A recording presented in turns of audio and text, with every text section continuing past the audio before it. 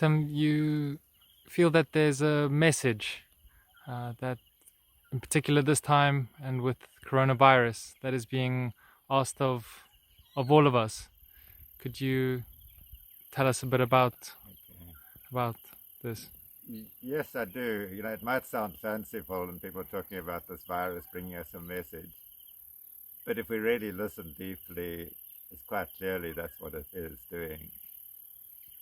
And not in the sense of the virus, physically talking to us, but it's a symptom of our time, the loss of diversity, and how it has spread.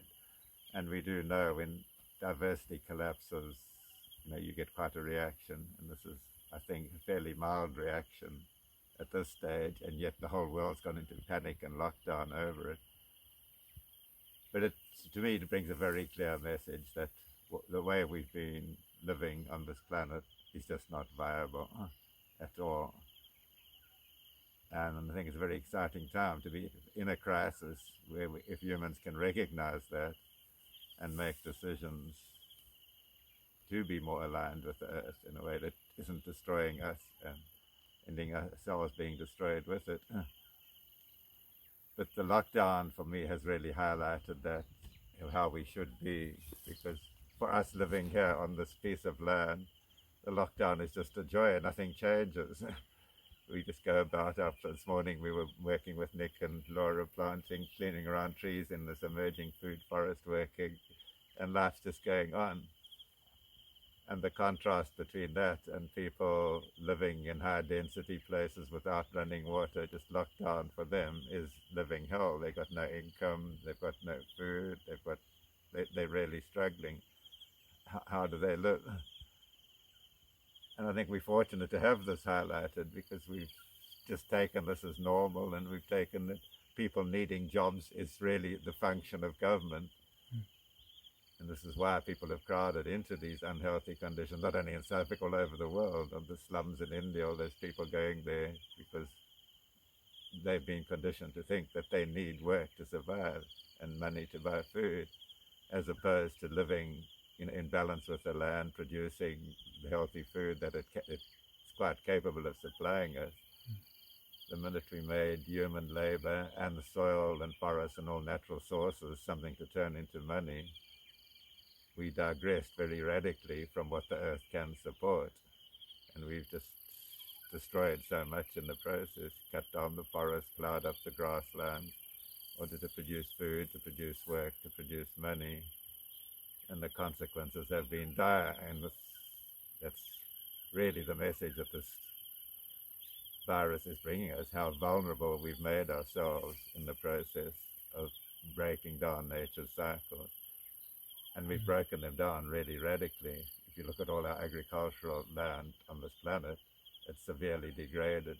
The life that was in that soil 40, 50 years ago when we started this intense kind of agriculture has been all but eliminated. Go into a healthy ecosystem and there'll be in excess of 6 million microorganisms in every cubic centimeter of soil. You go into one of the fields that's producing our food today, and it'll be between 0 and 3. I mean, that's ecocide on a monumental scale. And how do we think we can survive ecocide when we are part of that web of life?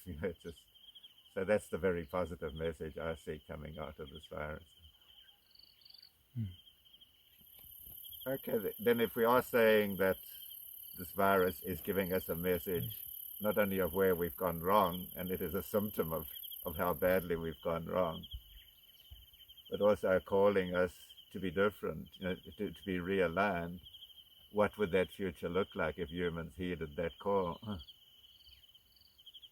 And for me, it's really obvious that we'll have to live in a way that is regenerating those life forces, those basic foundation cycles that make ecosystems work, which is the water cycle, the mineral cycle, energy cycle, and the carbon cycle. And all 4 of those have been shattered. And how can we restore them? We can restore them by restoring diverse vegetation over the soil, because it's literally, the vegetation is like the skin of this planet. And with that skin removed, our soils are literally bleeding to death, both in terms of the life that's in them and even physically. If you go down to the sea after it's rained, you'll see it chocolate brown. All that soil is washed down the rivers and into the sea. So it's not being poetic to say our planet is bleeding to death. So the immediate imperative then, if we want to hear what this message is to revegetate this planet. And there's two ways we can do that, and it's forest and grassland. So I would envisage all these huge farms that we have at the moment being broken up, and people allowed to live on a hectare of land, and their primary focus on that land is to produce food for themselves. And those intense communities of people living on a hectare in a hectare food forest would be surrounded by restored grasslands. And the only way we can restore grasslands is with herd impact. Those grasslands evolved under huge herds of grazing animals, which for thousands of years maintained these climax grasslands, which is why they could stay there, and succession never moved towards forests where the grasslands were so healthy the trees couldn't come in. And now we're seeing that has been reversed. The grasslands have become so simplified that they can no longer cover the earth in the way that it needs for those 4 cycles to operate. So where it isn't being maintained artificially through agriculture, the trees are coming back. Those areas are being reforested naturally. So by reversing that process, and this is something we've been involved with here at Kuladama, is just seeing how mimicking the wild grazers and the way they behave, you can restore grassland. We are seeing grasslands coming back. So that's what I would see as something really viable, to have small communities in villages, each family on a hectare of land, which they turn into a vibrant food forest, which is a whole diversity of trees. It's very different to an orchard. It's something like what we're standing in right now, where you're using trees to pioneer towards a forest. So you've got a little yellowwood growing next to me. There's a lot of indigenous trees just coming up on their own around us. And we're also putting productive trees like this custard apple here, which was the first tree we interplanted, where these wattle trees are pioneering towards forest. And that in a few years could be a really vibrant place in which we could come and harvest not only the fruit trees and nut trees producing fruit, but an understory of herbs. And you'll see around us there's turmeric, there's berries, there's custard apple, not custard apples, there's pawpaw, papaya, sweet potatoes growing on the ground. So it's a place rich in food, where we can go back to what we were previous to agriculture, which was clearing to grow crops and forage, but in a very intense space in which a family could forage very productively with a huge enough surplus to supply people who aren't farming. So that would be the future. That land under that forest would be fully vibrant, fully alive, absorbing every millimeter of rain that falls on it, storing it in the soil and providing life. The grasslands could be doing the same, supporting vast herds of animals. Some would be our domestic animals, but the majority would be the wild animals that they developed under in the first place, which we can coexist with. And again, that's been a subtle message of this time of the virus and the lockdown that's gone with it. I've seen video clips of bushbuck romping in the surf on the beach that humans are no longer cluttering up and not giving it the space to do.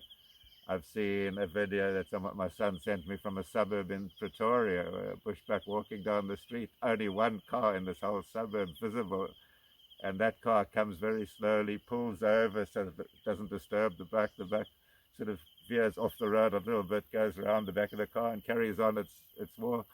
I've seen a video of penguins in Simonstown walking through those empty streets. So we have given nature a breathing space, and we can coexist again, as people did for thousands of years before we invented agriculture, which made us at war with nature rather than at one with.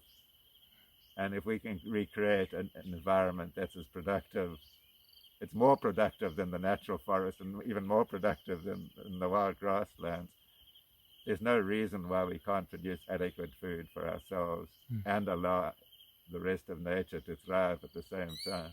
Because when it's all thriving, the soil is thriving, and those four cycles that drive life are functioning fully effectively. I mean, there's abundance forever.